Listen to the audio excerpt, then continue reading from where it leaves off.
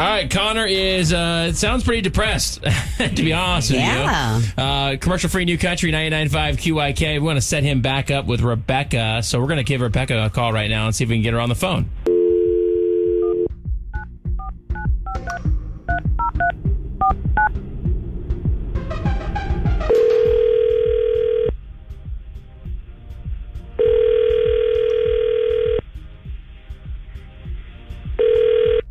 Hello? Hi, good morning. Is this Rebecca? This is she. Hey, Rebecca. This is actually JR, Lana, and Kevin over here at 99.5 QIK. How you doing? I'm good. How are you? We're doing great. Random phone call, but we want to see if we could talk to you on the air for a minute, actually about a date you went on. Would that be okay if we just asked you a few questions? I know that's weird. Sure, I guess. Okay, cool. So we want to talk to you about this guy, Connor. We heard you guys went out and had a great time. He felt like the feelings were mutual, where you guys were both into each other. You guys were hitting it off, and he thought for sure he'd be seeing you again, and you guys would be going on another date, but that hasn't happened yet, and we want to see if we can make it happen. So what's going on? Why are you not getting back to Connor? Oh, okay. So him and his ex split up. He was divorced, and we were open about that, and that was good and everything, but he told me that he has to give her a lot of money in alimony, and like a lot of money, like over half his paycheck, a lot of money. Oh, wow.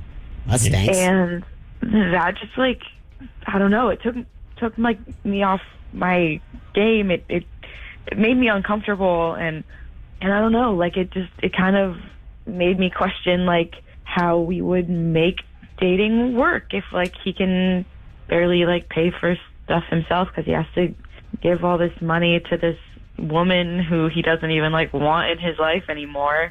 And I don't like it. Well, I mean, obviously this is a court decision, so he doesn't have a whole lot of say in it now. I mean, can you really hold it against him? I mean, no, I understand that.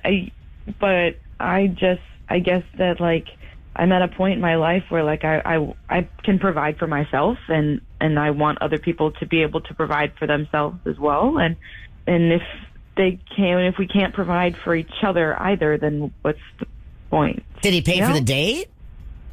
He did. Okay. So he has money, but you're saying a majority of his paycheck goes to his ex.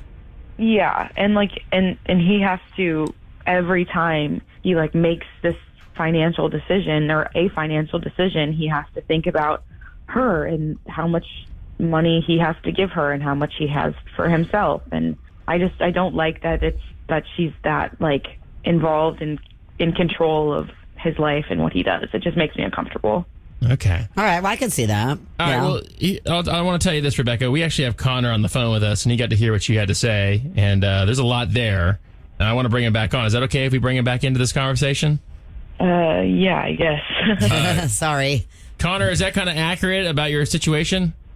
I mean, it is accurate. Unfortunately, I got screwed pretty hard in the divorce, and it just is the way it is, the way it played out. I just didn't see Rebecca as someone that was like, kind of after my money or something. Like, I just, I didn't think she was greedy. She didn't seem greedy when we talked. I'm definitely not after your money. I don't want it to seem like that. But it's the fact that you don't have any.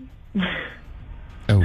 Like, well, you have money for you, but how can you be in a relationship if you can't, like, provide for the relationship? And it would definitely be, like, a split thing, but it's definitely not fair for one party to be more responsible than the other. And I don't know, like, we're not kids, we're not teenagers. I'm not, like, a little teenager who expects you to pay for everything, but it would be nice to have you contribute, and it doesn't seem like you can. I mean, you're not like wrong. I can cover myself, like you said, but bringing in another factor into the budget would be tight. But I mean, I figured out, navigate it, and How much longer do you have to pay? Just out of curiosity. Like 5 more years. 5 more years. Okay. Oof. Wow. you know, and then, That's- but then like that's a long my time. income more than doubles. So Well, that's one way to look at it. Yep. It's a positive way. Yeah.